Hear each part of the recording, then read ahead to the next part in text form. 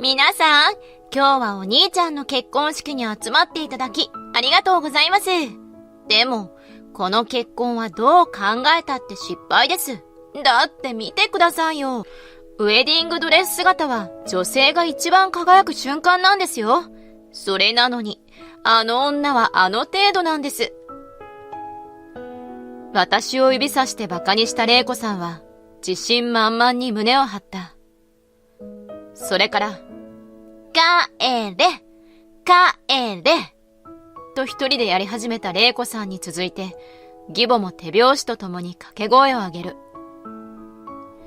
二人だけの帰れコールに私は呆然としていたが、その時、普段温厚な翔太の顔が真っ赤に染まった。私の名前は琴美。彼氏の翔太とは仕事の関係で知り合い、付き合っておよそ3年。付き合ってこの方、私は翔太が怒るところを見たことがない。いつも穏やかで感情に波のない翔太といる時間は心地よかった。そんな翔太にプロポーズを受けて、私と翔太は晴れて結婚することになった。大好きな翔太とこの先の人生をずっと一緒に歩んでいける。私は本当に嬉しかった。プロポーズをされて数週間後、私は翔太の家に結婚の挨拶に行くことに。私はとんでもなく緊張していて、体がガチガチになっていた。翔太も恋人を家に連れて行くのは初めてだそうで、同じように緊張し、私に何度も、母さんと妹が失礼なことを言うかもしれないけど、気にしないで、と言っていた。翔太はあまり家族の話をしない人。何か事情があって話さないのかと思い、深くは聞いてこなかったが、義実家に行くことになって初めて聞いた義母と義妹の玲子さんの話は、なかなかインパクトがあった。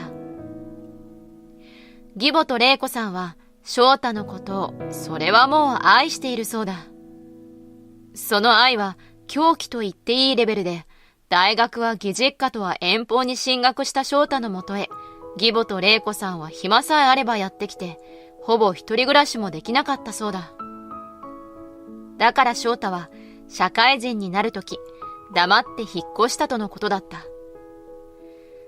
今もなお住所をしつこく聞かれるが、翔太は義父にだけ住所を伝えてあるそうだ。強烈だったのは玲子さんの将来の夢。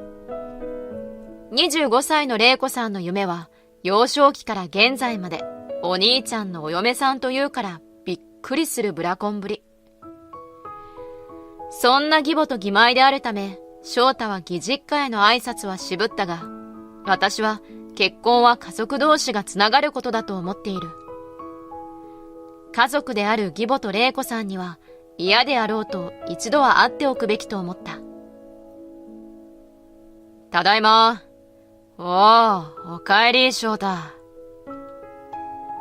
翔太が義実家の引き戸を開けて家に入ると、そこには翔太と同じく温厚そうな義父が立っていた。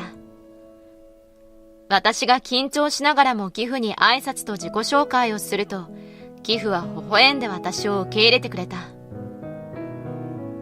リビングに通されると、噂の義母と義妹の玲子さんがテレビを見てくつろいでいた。帰ったよ、と翔太が告げると、二人はものすごい勢いでこちらを見て、翔太、おかえりなさい。元気だった？お兄ちゃん、待ってたよ。と言って飛んできた。私のことは完全に空気扱いである。だが、子離れできていない義母とブラコンの義妹については事前に話を聞いていたため、私は空気扱いを気にすることなく丁寧にお辞儀をした。はじめまして、翔太さんとお付き合いさせていただいております、琴美と申します。よろしくお願いいたします。電話でも話したけど、琴美とは結婚することになったんだ。よろしく。翔太が義母と玲子さんに紹介してくれて、初めて二人は私をちゃんと見てくれた。それはもうじっくりとつま先から頭の先までじっくりとだ。それから一言、玲子さんが言った。なにこの人、ブスじゃん。え？玲子。私が驚きの声を上げてしまうと、義父が慌てた様子で声を上げる。しかし、義母と玲子さんは止まらなかった。地味だし可愛くないし最悪だわ。なんでこんなダサ女と結婚することにしたの？お兄ちゃんにふさわしいのは私みたいに賢くて可愛い女でしょ？納得できないんだけど。そうよ。琴美さんでしたっけ？うちの玲子は有名大学を卒業しているの。翔太からあなたの勤め先は聞いたけど、大したことのない小さな会社じゃない。あんなところで働いているあなたと翔太は釣り合わないとは思わないの？あんなちっぽけな会社で働いておいて、お兄ちゃんの結婚相手になるなんて、私だったら耐えられないけどね。やめなさい、二人とも。呆然とする私と翔太の横から義父が怒鳴った。玲子は人に物を言える立場ではないだろう。お前はいつまでも親のすねをかじって就職すらまともにしていないのに、働いている琴美さんをバカにする権利はお前にはない。母さんも学歴や職歴だけで人を判断するものじゃない。琴美さんに失礼じゃないか。義父に一喝された義母と玲子さんは顔を見合わせて、つまらないだの、ブスな女と喋りたくないだのと言って家を出て行ってしまった。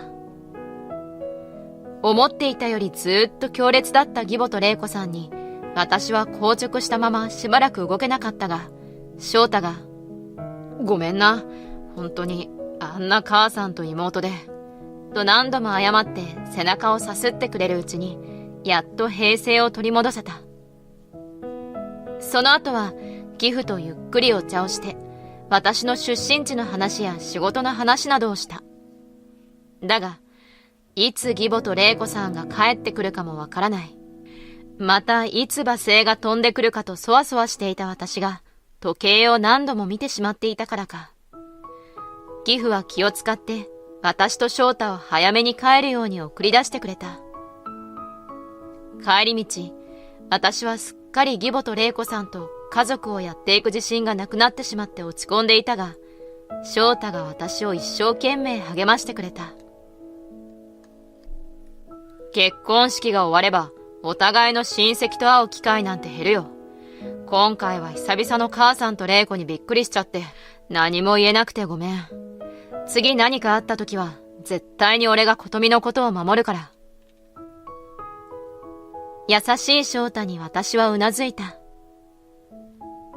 義母と玲子さんには驚かされたが、こんなことで私と翔太の仲が引き裂かれることはない。それだけの絆を私と翔太は3年間の交際期間の中で育んできたのだから。そして結婚式当日がやってきた。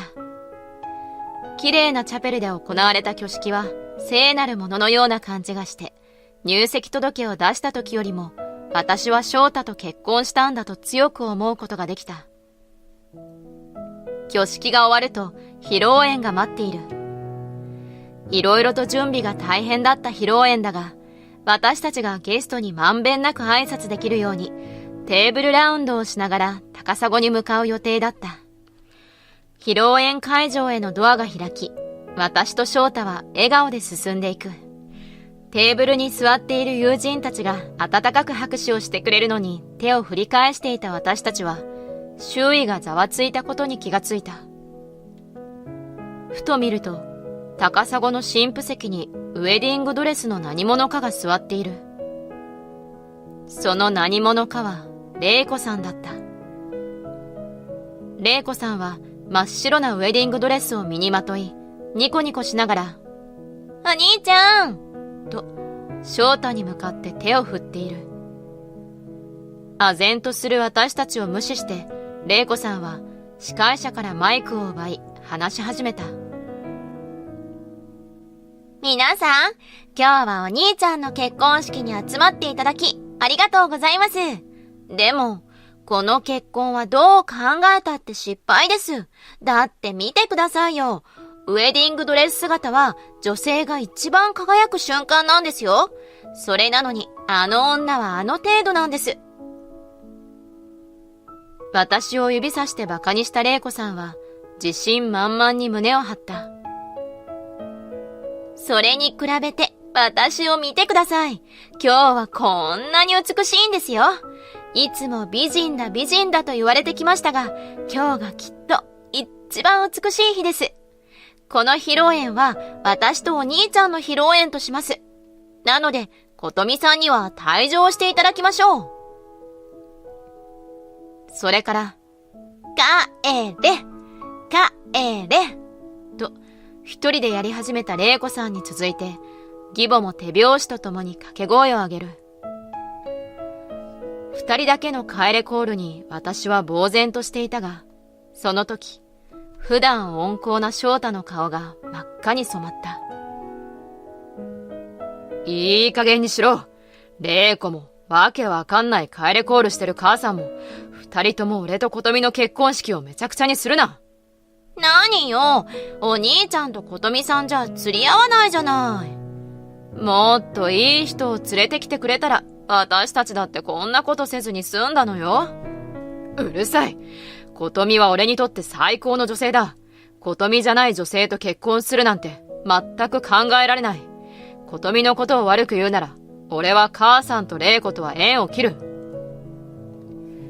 怒ったところなんて見たことがないほど穏やかな翔太の怒りに触れ、義母と玲子さんは目をパチクリさせている。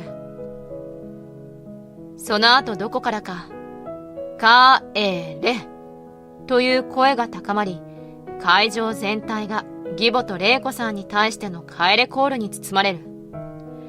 その時、ちょうど騒ぎを聞きつけた警備員がやってきてくれて、義母と玲子さんは警備員に誘導されるような形で披露宴会場を出て行ったのだった。私と翔太はもちろん、義父までもが義母と玲子さんの行いをゲストに謝罪すると、ゲストたちはまた温かい拍手を送ってくれた。その後の披露宴はつつがなく進み、アクシデントはあったものの、なんとか楽しい思い出を残すことができたのだった。後日、私と翔太は翔太が義実家に残していた荷物を取りに行くために義実家へと向かった。また義父が出迎えてくれてリビングに行くと、義母と玲子さんがだらだらとテレビを見ていた。しかし、翔太が帰ってきたと気づくや否や、二人は立ち上がり、おかえりと、翔太を前回のように歓迎した。翔太はそんな二人を冷めた目で見て突っぱねる。翔太が怒っていることに気がついた義母と玲子さんは戸惑った様子だった。どうしたの翔太。そんな怒った顔して。今日は披露宴の時の話をしに来たんだ。ああ、あの時のことね。みんな見る目ないわよね。私たちに帰れ帰れってひどいしさ。義母と玲子さんにとってあの披露宴は自分たちがのけ者にされたという思い出しかないようだ。私は呆れたが、翔太は怒っていた。あの件で、もう俺は母さんと玲子への愛想は尽きた。この家は売ることにしたから、さっさと出て行ってくれ。え？と、義母と玲子さんは揃って驚きの声を上げる。実は義実家は翔太が祖母から譲り受けた家だった。翔太は祖母をとても大切にしており、祖母はそんな翔太をとても可愛がっていたらしい。そのため、祖母は亡くなる前に将来翔太が結婚しても財産になるようにと翔太へ生前贈与してくれていたのだそうだ。しかし、結婚前の翔太には広すぎる家だったため、義家族で暮らしていたというわけだ。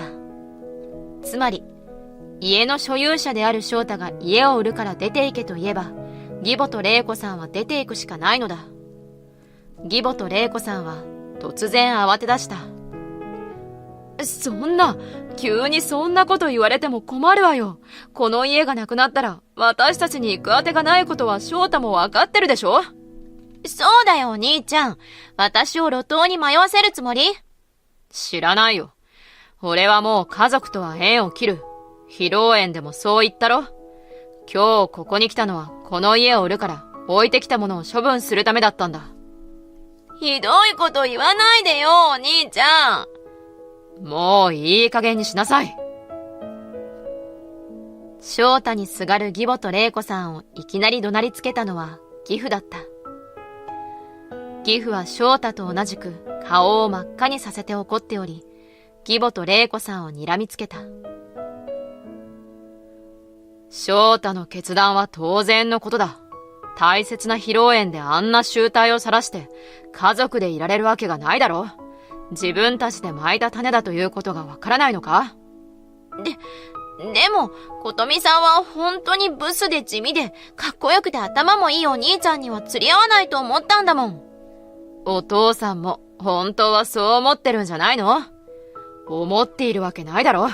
お前たちのような人間がいると分かっていながら、嫁いできてくれたことには感謝しかないほどだ。そう言って義父は私と翔太に向かって深々と頭を下げた。本当にうちのバカな妻と娘が迷惑をかけてすまなかった。翔太の判断は正しいと思う。この家族はもう解散だ。お父さんまでそんなことを。お父さん、ごめんなさい。許してちょうだい。家族解散だなんて、そんなの困るわ。お父さん、ごめんなさい。義母と玲子さんが義父にすがったのは、この家で働いているのが義父だけだったから。家族解散なんてされたら、専業主婦の義母とニートの玲子さんは、本当に路頭に迷ってしまう。だが、義父の決意は変わらない。いいや、家族は解散させる。それに、お前たちが謝るべきは私じゃないだろ。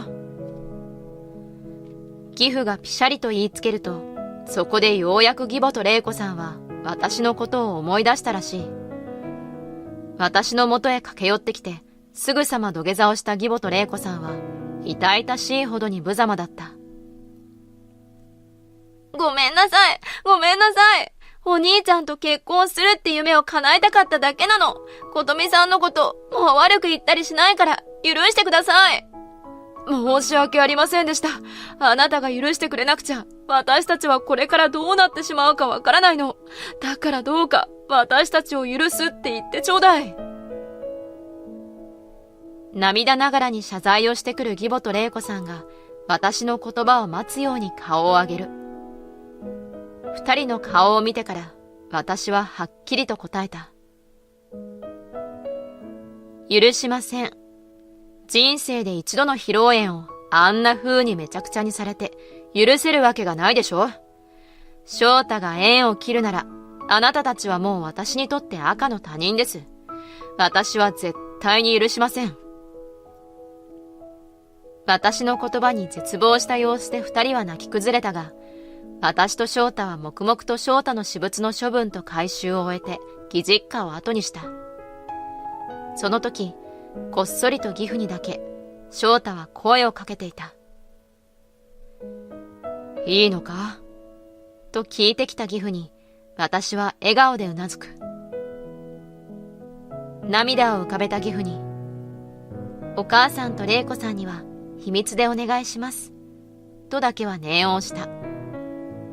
その後、立地も良かった義実家はすぐに買い手が決まってしまった。義母と玲子さんは邪魔でしかないので即刻追い出されることになり、困った二人は借金をしてボラアパートで暮らし出したそうだ。だが世間知らずな二人が借金をした場所が良くなかった。